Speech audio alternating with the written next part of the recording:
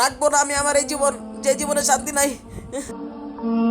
আরে আরে বাবু, তুমি যে কি করো? আরে হুজুর আপনি, হুজুর আমি আর আমার এই জীবন রাখতে চাই না। আচ্ছা বাবু, তুমি নামো আর আমাকে বলো কি হয়েছে তোমার। বলো তোমার কি সমস্যা।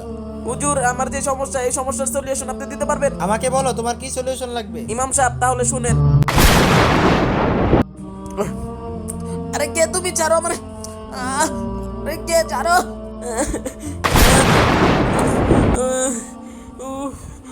ও আচ্ছা, তুমি যখন রাতে ঘুমাবা তখন দোয়া পড়বা আর আয়াতুল কুরসি পড়ে ঘুমাবা। তোমার সাথে যখন এই সমস্যাটা হবে তখন তুমি আউযুবিল্লাহ বিসমিল্লাহ পড়ে ফু দিবা। ইমাম সাহেব তাহলে কি সমস্যার সমাধান হবে? ইনশাআল্লাহ, তুমি আল্লাহর উপর ভরসা রাখো। ঠিক আছে ইমাম সাহেব।